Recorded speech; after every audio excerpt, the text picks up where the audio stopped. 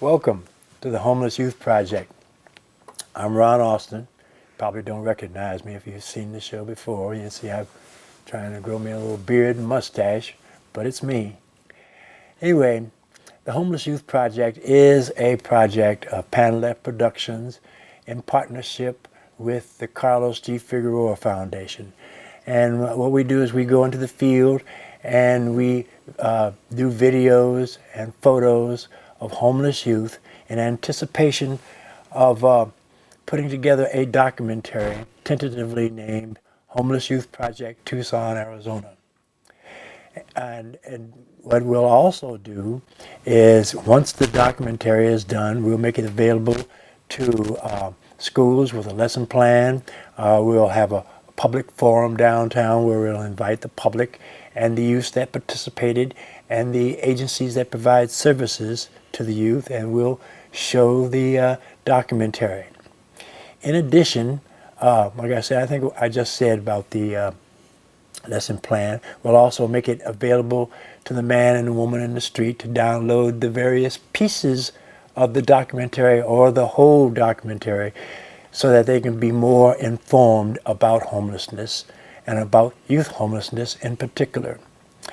As you know, I generally try to have a guest on our show that who has done something related to our project.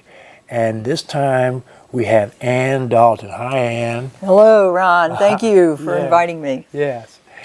Ann has created a video, and it's named The Price of Silence, and it is very much related to what we do. Ann, can you tell us about your video? Sure. I started producing this film in November last year. It came out finally in September. And it's mainly meant to be an awareness education film for parents and caretakers, although teens can certainly watch it too. It's about domestic minor sex trafficking. And the reason I called it The Price of Silence is because it's a topic that we're not talking about in Tucson and that we need to talk about and be aware of. Well, that's good. Now, and you know, you do know that both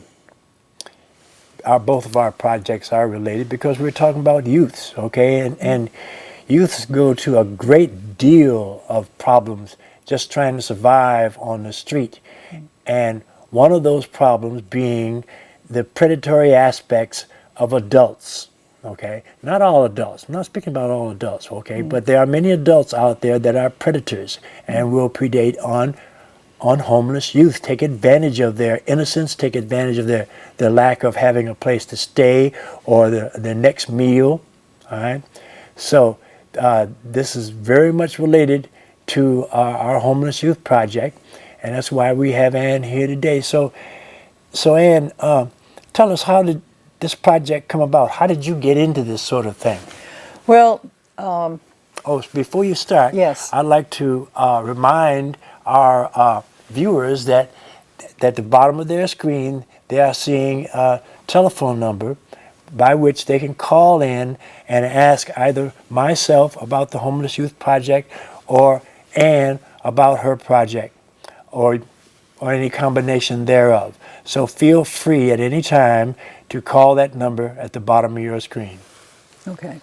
So my last career before I got into photojournalism was as a public health administrator in North Carolina, and I retired from that career after 30 years, and I moved to Arizona. Well, I started looking around for another career and decided on photojournalism. I joined a professional women's group called Seroptimus International, and there's a club in town. And this past year, they were donating some money for the first conference to be held ever in Tucson about human trafficking. And I offered, because I was looking for a video topic to get into film with, to do a video on domestic minor sex trafficking.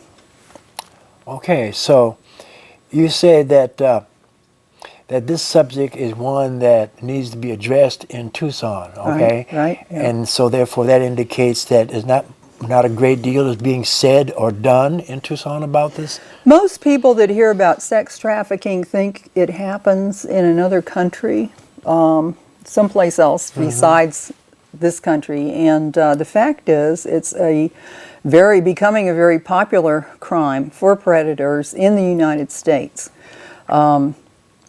And a lot of people, even if they're aware of that, think, well, it must not be happening in Tucson because this is a nice small town and things like that just don't happen here. The fact is that very lack of awareness is something that makes it all the more dangerous, because there are a lot of things about finding youth to traffic around the country, starting in Tucson, that is very attractive to a predator. The laws in Arizona are more flexible as far as sentencing. Our local police force does not have a unit to go out and find victims of this crime. And we have a large homeless population, 3,000 kids on the street every night. And if you compare that to the number of beds allocated for homeless youth in this community, which is 16, it doesn't take a rocket scientist to figure out that somebody's going to be on the street a long time. And where do they go? You know, for a while you can couch hop with friends and family. That wears thin after a while. And then your choices are the street, or you start relying on strangers to give you food and shelter. And they always want something in exchange for that. It's not limited to homeless, although there's certainly plenty of homeless to choose from here. It's also troubled youths from homes that are under stress. A lot of the homeless in Tucson come from those very homes. They're subjected to domestic violence or sexual abuse before they even leave home. So there's quite a few people out there that predators know how to look for and seduce into that kind of life. So, what are the ages that and maybe are they male, mostly male or female? And mostly female. It happens with boys and girls, Ron. The average age in Arizona for someone to enter into prostitution is between 14 and 15. 14 and 15. I'm quite sure many of you are surprised at hearing those numbers, okay? You're probably thinking more like 18 to 20 or something of that sort. But as we have mentioned in the past on this show, that when I was homeless, I told you that I'm formerly homeless myself. When I was homeless, I ran into homeless youths that were 9, 10 years old. Okay, so we got a real problem going here in Tucson, which really needs to be addressed. So, is there any agencies in Tucson that focus on this, or?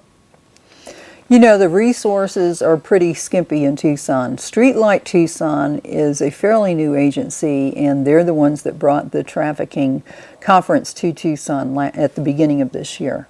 They're an advocate agency. Jerry Payton, the director, brought together a task force of some key stakeholders in the community to look at the problem. Most agencies, human service agencies that I've talked with, are asking me, where do we send people who are victims if we spot them?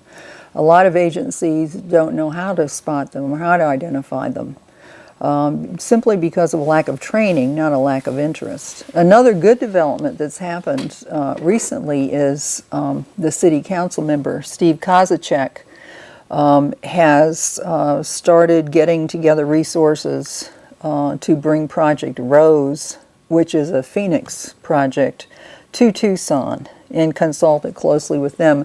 And that is meant to help get girls and women and boys off the street and out of that life. And it's supposed to be a multi-pronged approach where you look at all the issues, mental health, substance abuse, etc., which is not a simple thing to get somebody out of that life and back to a normal life. So So that's a glimmer of hope, I think, on the horizon for Tucson. So, so Ann has mentioned it's not easy to get these kids out of that life back in the mainstream life. And what you have to realize is that many youths are reluctant to be helped by adults, because we're talking about a situation here where there are many predatory adults, and they have been used and abused. Even myself, sometimes when I shoot a video of homeless youths, you gotta sit down and relate with them but you just can't go in with a camera and shoot them, because they're not going to open up to you, because they don't know who you are. Okay, you're just another adult who may well be looking out to get something from them that they don't want to give to you. So that's part of the difficulty, because so many youths out there are hidden.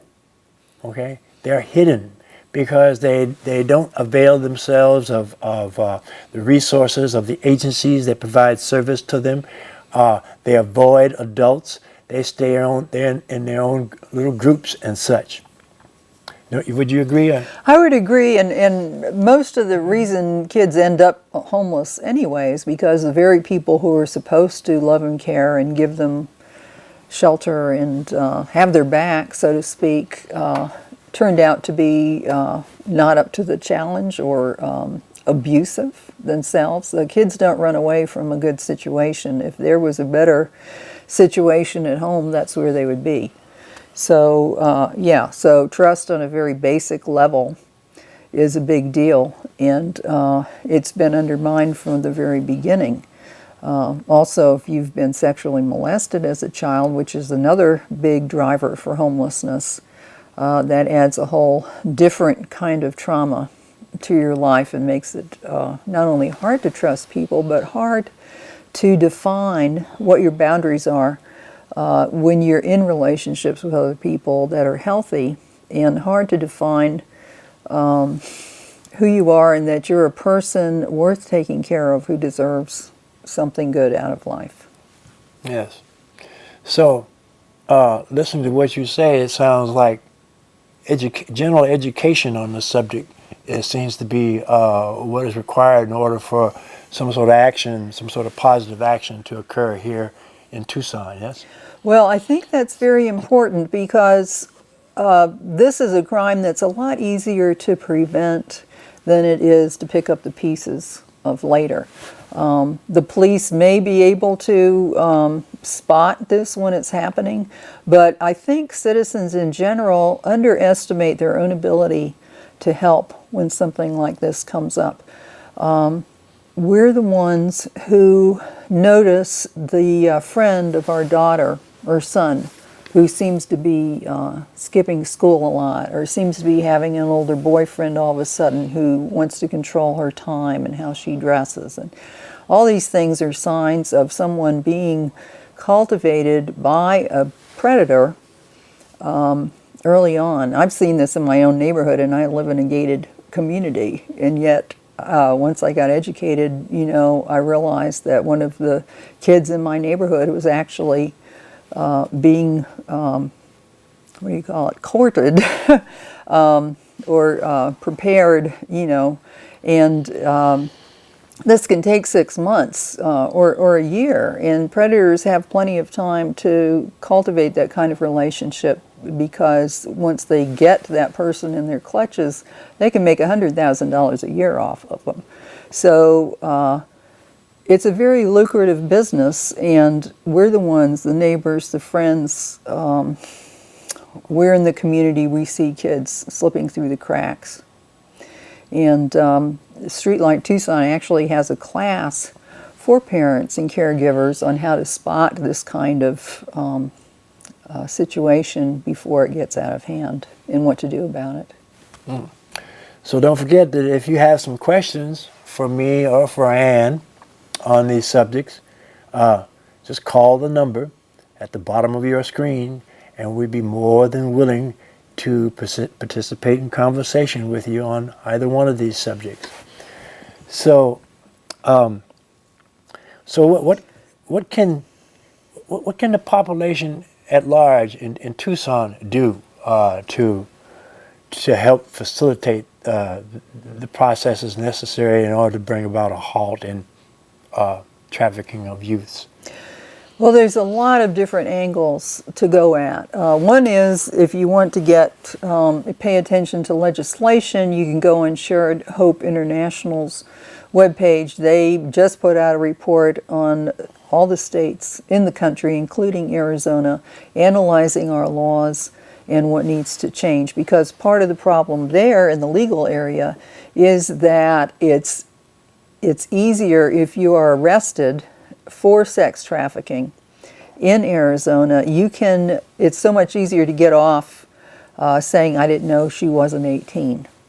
It's a lot easier than it is in a lot of states. So there's the legal aspect. Another aspect that doesn't cost a thing except time and energy is to educate yourself. An excellent book on understanding how the sex trade works in America is Do You Know Lacey? That's a paperback. It doesn't take that long to read, but it will help get you tuned in on the situation. Another thing is something as simple as if you see a child in your neighborhood or in your family who seems to be acting very differently, acting in a more sexualized way, or it's a departure from her usual demeanor or personality, or boy doing the same thing, that's a red flag. And rather than telling your own kids to stay away from that kid and don't play with them anymore, try to befriend that child and find out what's really going on, because there's a good chance she's being sexually abused at home. There are some excellent courted by a pimp who will gradually get her separated from her support group and get her to go off with him. SACASA, Southern Arizona Center Against Sexual Abuse, has some excellent services to help someone who has been molested, whether they're now an adult but were molested as a child or a child still, to help recovery. So there are some good services out there. I think the first step is to educate yourself about it, and then there's lots of training available for different community groups. And of course, pressuring our politicians to make more resources available for victims. Victims need a safe place to go, and they need healing. So is there some place that people can see the price of silence? Yes, you can go. It's on YouTube in two parts, and the simplest way I found to find it is to just go on Google, type in Ann Dalton, ANNEDALTON, plus The Price of Silence, and it comes right up. So I would recommend you try that, or you can call me and I'll get you a copy. 520-303-2672. Will you repeat those again, please? Okay. Price of Silence plus Ann Dalton on YouTube or Google. Or you can call me directly, 520-303-2672. Good. So we need some public participation with these youth at risk and homeless youth. You know what I'm saying? You need to get out there and find out what's going on with our children. They are our children. You know that, okay? Not just the kids that are living in your house, but those kids that are living on the streets who have no one else to look up to, no other adult that can teach them. These youths are out there teaching themselves. Okay, youths can't teach themselves. Okay, how many times do I have to say this? I say this every show. Okay, youths cannot teach themselves. You know that. Okay, and you and I, we need to get out there and get with the agencies that provide services to these youths and find out what is needed by the man and woman in the street in order to get these youth off the street. I firmly believe that it's about housing plus services. And it has been proven across the country that is an answer to homelessness. Housing plus services. Anyway, and you have another project coming up. I do quite have another related. project, quite related. When I finish this film, since I finished this film, I've shown it to several groups in town, human service professionals, and we'll be showing it to a group of criminal justice professionals at the end of January. And in the process, an Enactus program, which is at the University of Arizona, made up of marketing students, said, if you'll do one that's geared towards a teen audience, we will do the marketing for you. And then I spoke with the Arts Institute of Tucson, and they have agreed to lend students and their equipment, etc., to get this film produced. And so that's my next project in process. So it's going to be another The Price of Silence, but geared toward youth. For teens, yeah. Yeah, and preteens, because it starts happening around the age of 11. It gets younger every year that people get sucked into the sex industry, partly because that's where the demand is.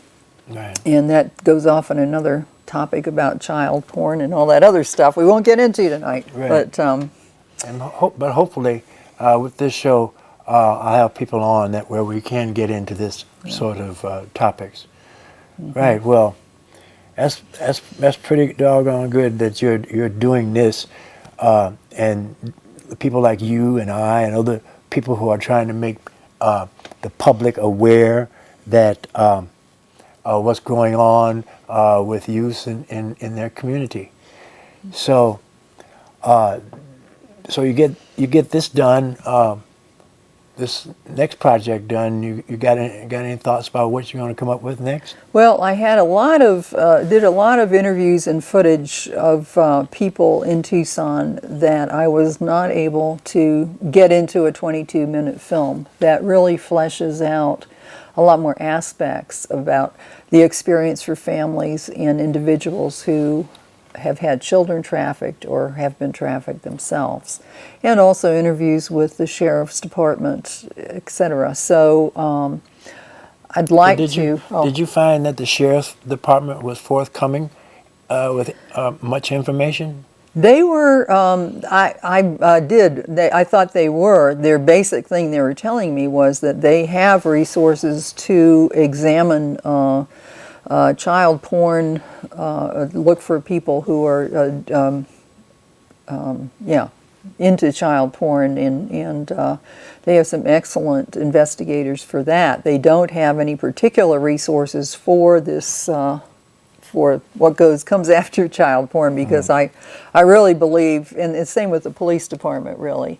They can track internet child porn and things of that nature, and child sexual abuse. We have some resources in town for that. But to my thinking, if you're willing to use a child for that, then you're probably willing to use them for other things too.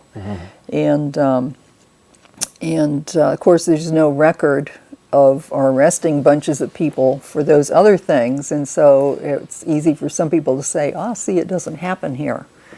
But I think that would be a false assumption and a dangerous thing to assume. So you're starting to see, I'm sure, that this picture is much, much larger than what many of you probably thought in the first place. It's not, when I say homeless youth, it's not just about kids that are running around the street, ragtag and stuff like that. It's about youth who have run away from the possibility of abusive parents or parents that were negligent, okay? Even the possibility of youth being put out of the house because the parent didn't want them, or because the youth acted up in such a way that the parent didn't know what to do, okay, but put the child out. So it's a much, much larger picture, and if you keep watching this show once a month, Homeless Youth Project, you'll learn more and more about that. And I want to thank you, Ann, thank you for being on our show. Thank you. And it'd be most advantage to most of you people out there if you become more aware of what's going on with homelessness. Thank you for watching the Homeless Youth Project.